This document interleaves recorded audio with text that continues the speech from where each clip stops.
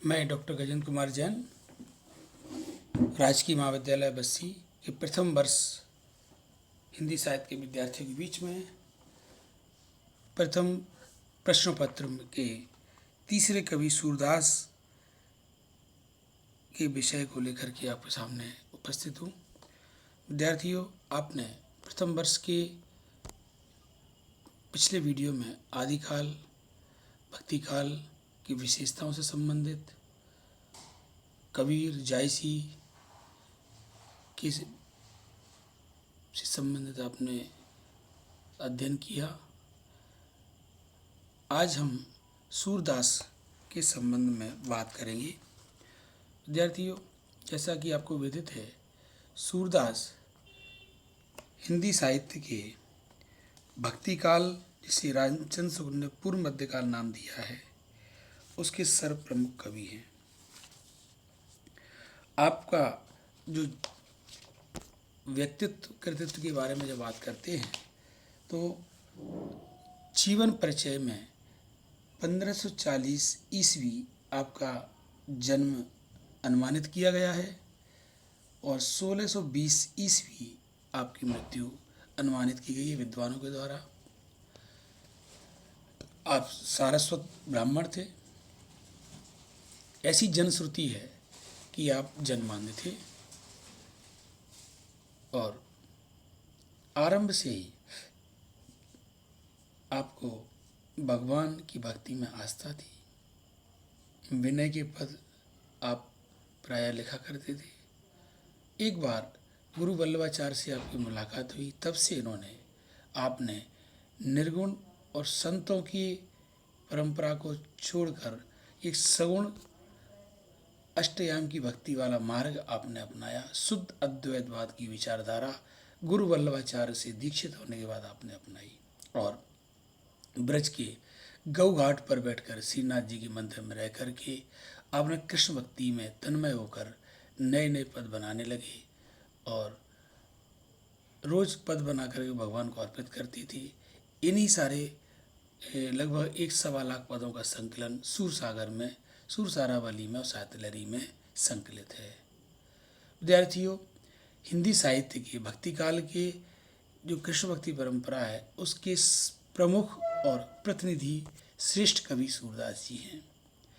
इन्होंने भगवान की बाल लीला का बहुत विशद और मनोरम चित्रण किया है। जब कृष्ण बड़े होते हैं तो राधा कृष्ण के प्रेम की रूप माधुरी का बहुत बेजोड़ और बहुत सारग्राही सरस चित्रण उन्होंने किया है। और कृष्ण की जो बंसी है, रासलीला में जो बंसी और मुरली महिमा को उन्होंने महिमा मंडित करते हुए बड़ा गजब का चित्रण प्रस्तुत किया है। श्रृंगार के संयोग और वियोग दोनों ही पक्ष यहाँ मिलते हैं। वियोग पक्ष भ्रमर गीत में प्रस्तुत मिलता है। विनय के भी पद इनके आरंभिक पद हैं। इन पदों में विस्तार पूर्वक अपनी भक्ति भावना को, अपने अंतरात्मा को प्रभु की अंतरात्मा से मिलाते हुए बात आपने कही है और जगत की समस्त समस्याओं से उपयोग उठा करके प्रभु के चरणों में अपने को अर्पित किया है। इस प्रकार से सूरदास का जो काव्य है वो वात्सल्य श्रृंगार का बेजोड़ नमूना है। बाल्यकाल और यौवन काल के जीवन की रमणीयता को कृष्ण के माध्यम से उन्होंने विविध मनोरम परिस्थितियों के द्वारा चित्रित किया है। कृष्ण सूरदास के आराध्य तो हैं, पर आराध्य में वह दास और स्वामी का संबंध नहीं है, गुलामी नहीं है तुलसीदास जी की तरह। वहाँ पर एक सखा भाव है, मित्र भाव है। जिस प्रकार से एक मित्र दूसरे मित्र की अंतःकरण में घटने वाली हर मनोदशाओं को महसूस कर लेता है, समझ लेता है, ऐसे सूरदास का दावा है कि उनके कृष्ण आराध्य उनके सखा हैं, बाल सखा हैं। वो हमारे हृदय की आवाज़ को उसी प्रकार से समझ लेते हैं जिस प्रकार से कृष्ण की उसी उस आवाज़ को सुदामा समझ लेते हैं, सुदामा की तरह, और सुदामा की मन की तरह कृष्ण जी ने जो अपने जीवन में लौकिक और अलौकिक व्यंजनाएं की हैं, सूरदास जी ने उनका वर्णन बड़े बड़े ही सरस और रागमय और भक्ति भावना से उसका वर्णन किया है।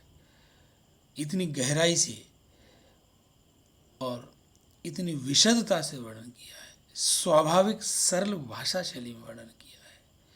अलंकार, रस, छंद तो सूर के शब्दों पर अटखेलियाँ करते हैं, उनके कदम ताल चलते हुए वहाँ पर अपना समर्पण करते हैं। अलंकार, रस, छंद जो काव्य सष्टभ है, काव्य की कला पक्षी विशेषताएं सूर के काव्य में स्वतः सिद्ध हो जाती हैं। सूरदास जी कभी इनके पीछे नहीं दौड़ते। ये सूर के काव्य की विशेषता है, सर्वप्रमुख विशेषता है। सूरदास जी की महानता इनकी गहराई में है, इनकी जो सख्यभाव की भक्ति है, और इनके साथ में अष्टछाप के और भी कवि हैं, उनके शिरोमणि कवि हैं। एक बात और, इनके सभी काव्य मुक्तक काव्य हैं, सभी रचनाएं गेय हैं, इनमें संगीतात्मकता है और नादात्मकता है, और निर्गुण का खंडन करके सगुण की स्थापना की गई है। अब इनके कुछ बिंदुओं पर हम बात करते हैं कि सूरदास के साथ साथ जो कृष्ण भक्ति परंपरा का आपने नेतृत्व किया, उसकी कुछ विशेषताएं जो हैं वो आपके काव्य में प्राप्त हैं, उन पर मैं बात करता हूँ।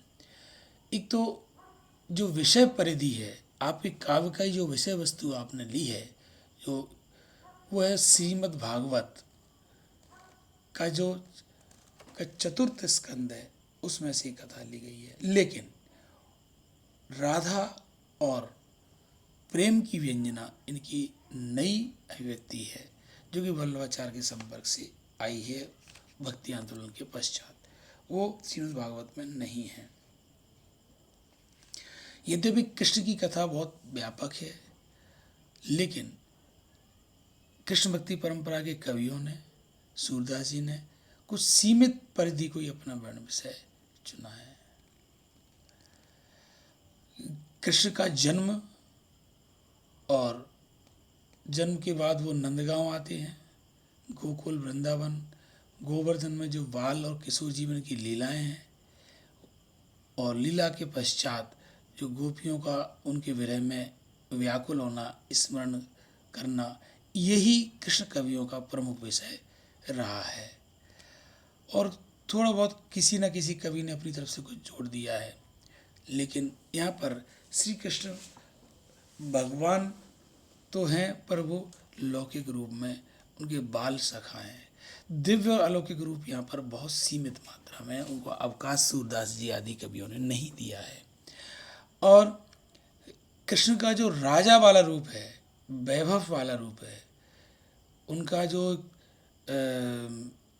जरासंध का वध करते हैं, वो रूप एक कृष्ण भक्ति में स्वीकार नहीं है। कृष्ण साहित्य का वर्ण विषय मौलिक है। सभी कवियों की आधारभूमि भागवत ही है, और भागवत का इन्होंने सिर्फ अनुकरण बहुत सीमित मात्रा में किया है। और श्रीमद् भागवत में तो कृष्ण जी का जो ब्रह्मत्व है, उनका चरित्र का जो अलौकिकपना है वह रहता है, लेकिन यहाँ पर सूरदास जी आदि कवियों ने उनका अलौकिक दिव्यपने को इन्होंने यहाँ पर सीमित कर दिया है काफ़ी।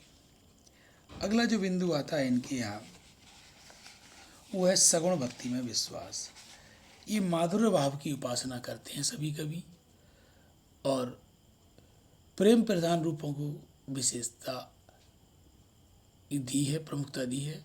स्वकीय परकीय दोनों प्रकार की जो प्रेम भक्ति को उन्होंने अपनाया है। गोपियाँ यद्यपि कुछ विवाहित है, फिर भी कृष्ण को प्रेम करती। कृष्ण का जो प्रेम है वो वैवाहिक जो प्रेम से बहुत परे और ऊपर है। गणपत चंद्र गुप्त का एक कथन है, माधुर्य भाव की उपासना को अपनाते हुए इन कवियों ने, है ना,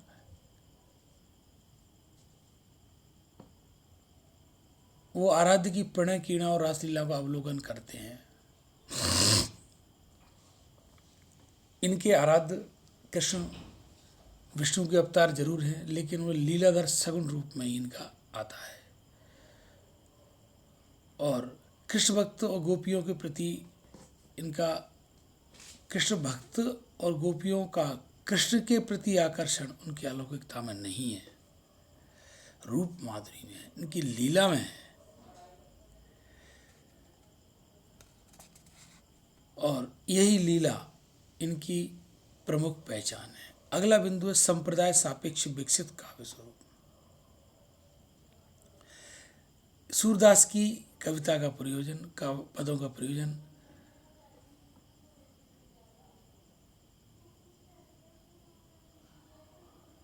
कृष्ण की बाल लीला की उपासना, बाल और उनके आश्रय में वात्सल्य रस के काव्य का पर्याप्त विकास हुआ। आगे चलकर बाल कृष्ण के स्थान पर आपने राधा कृष्ण की प्रतिष्ठा को स्थापित भी किया।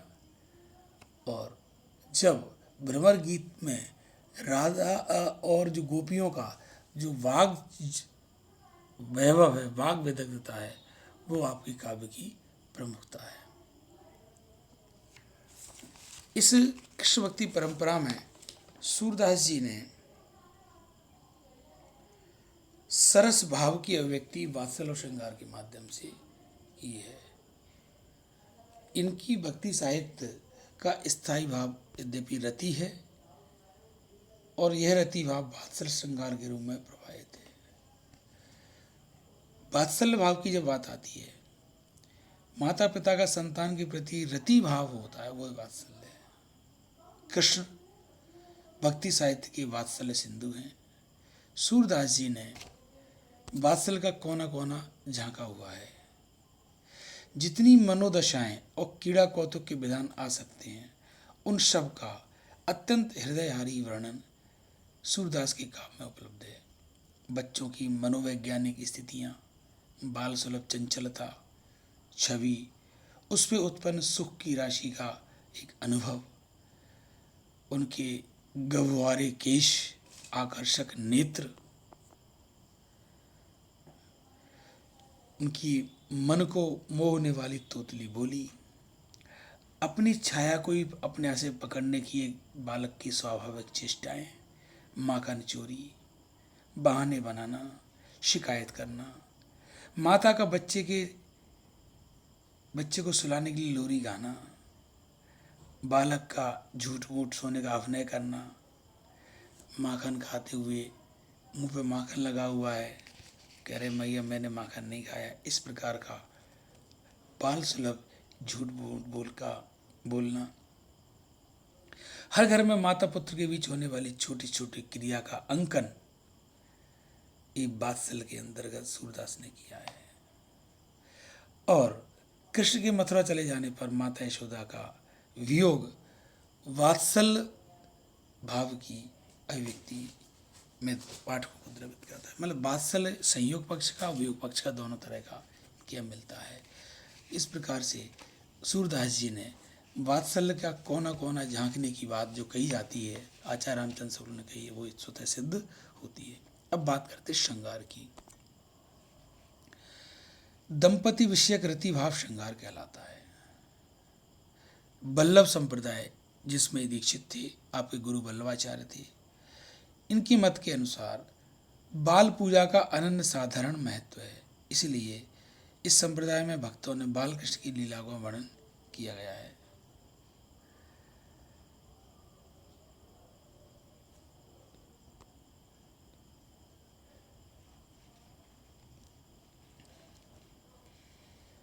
राधा कृष्ण गोपियों के संयोग और वियोग भाव की सरल अभिव्यक्ति का जितना सुंदर चित्रण सूरदास की कृष्ण भक्ति में हुआ है, वह अन्यत्र दुर्लभ है। आपके यहाँ श्रृंगार भाव अशरीरी है।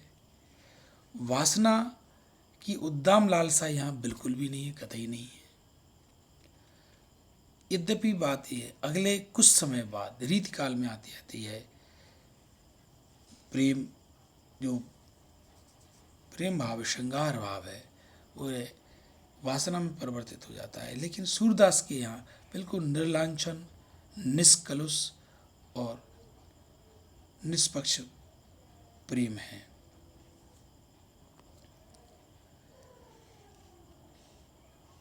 इनमें श्रृंगार अलौकिक होकर भी स्वाभाविक रूप से प्रकट होता है। कृष्ण के प्रति राधा और अन्य गोपियों का प्रेम महज प्रीति है। लड़काई के प्रेम बरितें बलवीर बढ़ाई, पोसी प्याई पानी है। ब्रजभाषा की बहुत सुंदर उक्ति है। इनकी प्रेम क्रीड़ा में कहीं भी कृत्रिमता नहीं है।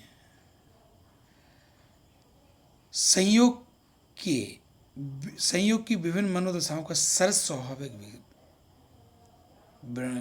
चित्रण है।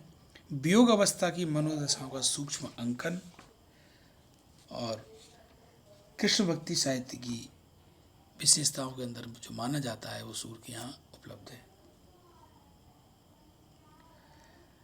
सूरदास की गोपियों और राधा की विरह वेदना की मनोदशा का वर्णन भ्रमर गीत में बड़े बेजोड़ रूप से मिलता है। उसी के पद यहाँ भी संकलित हैं। ऐसा वर्णन, इतना गहराई का वर्णन इस परंपरा में अन्य कृतियों में इतनी उच्च कोटि का नहीं मिलता।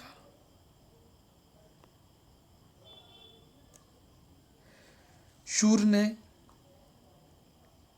सख्य भाव की भक्ति का अद्वितीय कौशल अपने पदों में दिखाया है और सख्य भाव का बड़ा मनोवैज्ञानिक ढंग से सूक्ष्म विवेचन किया है। सूर्य के प्रारंभिक पदों में दैन्य की भक्ति है, वह बाद में इनकी भक्ति की जो विराट सख्य भाव की भक्ति में परिवर्तित हो गई है। अब बात करते हैं प्रकृति चित्रण की।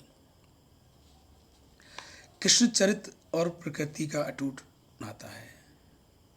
वे पैदा हुए कैद में, जेल में, फले फूले मुरझाए भी प्रकृति के साए में।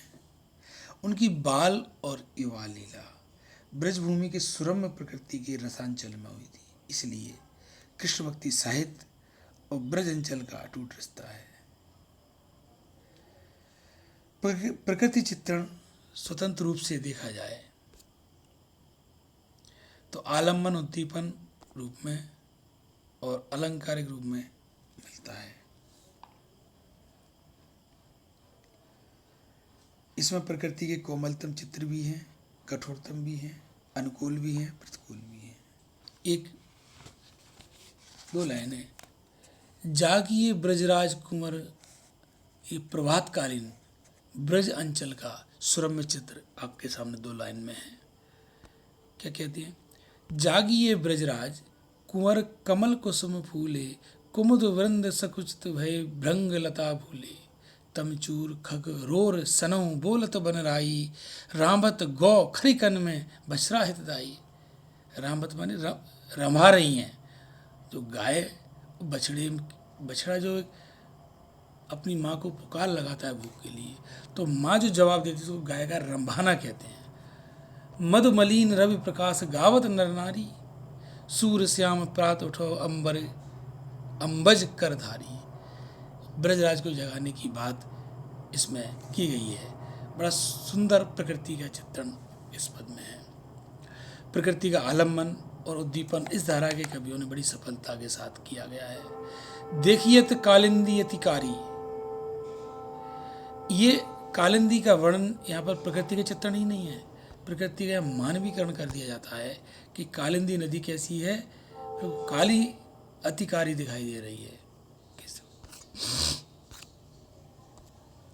इस प्रकार से इसमें तत्कालीन कृष्ण भक्त कवियों का दृष्टिकोण समाज और संस्कृति के प्रति क्या था, सूरदास का दृष्टिकोण समाज संस्कृति के प्रति क्या था, यदि इस बात पर हम बात करें तो इस समाज और संस्कृति तो इनके केंद्र में थी, लेकिन उसके लिए ये अपने कृष्ण भक्ति की गहराई को छोड़ने को तैयार नहीं थे सूरदास जी। ये इनकी विशेषता मानी जाती है। गोचारणकारी समाज की स्वच्छंदता, तन्मयता, मूल वृत्ति इनकी काव्य में मिलती है। और कृषक ग्रामीण समाज का मनोमुग्धकारी रूप इनके यहाँ प्राप्त होता है। ब्रज की समाज संस्कृति का प्रतिबिंबन, कृषक समाज की प्रकृति, वातावरण, भाव संसार को उन्होंने उद्दीपित किया है। और इनके द्वारा उस समय के प्रचलित संस्कार, संस्थाओं, मनोविनोद का कृष्ण और लीला में वर्णन करना, जन्मोत्सव, नामकरण, अन्नप्राशन, 16 संस्कार, कृष्ण की दिनचर्या, राधा गोपियों, कृष्ण की साज सज्जा, पूजा विधान, व्रत, होली, रासलीला आदि में सामाजिक सांस्कृतिक परिवेश प्रतिबिंबित होता है। रीति तत्व का समावेश। सूरदास की जो भक्ति में रीति का उल्लेख उनकी अंतिम रचना साहित्य लहरी में आवाज होने लग जाता है, जहाँ पर वह नायिका भेद का और अलंकारों का विवेचन करने लग जाते हैं।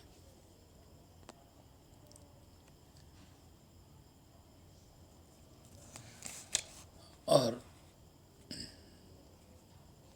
आपके पद गेय हैं और मुक्तक रूप में। ये सारे पद संगीतात्मकता इनमें है, भावात्मकता है, संक्षिप्त कम शब्दों में अधिक बात कहने की बेजोड़ क्षमता है, कोमलता है, सारे तत्व इनके पदों में उपलब्ध हैं।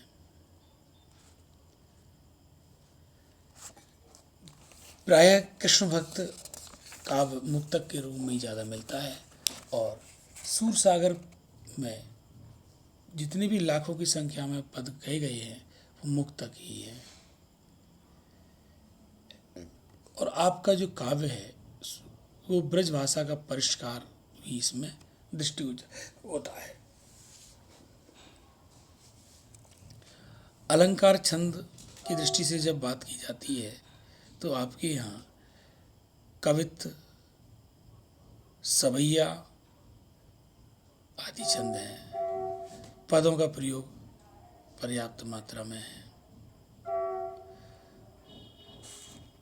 इस प्रकार से कृष्ण भक्ति साहित्य में पांडित्य प्रदर्शन नहीं है और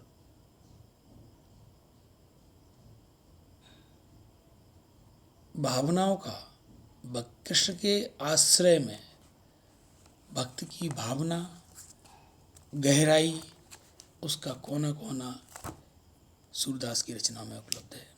इस प्रकार से देखते हैं कि भक्ति काल के गहराई तक पहुँच उतरने वाले कवियों में सूरदास जी अग्रणी हैं। आज की बात इतना कह करके बात समाप्त करते हैं।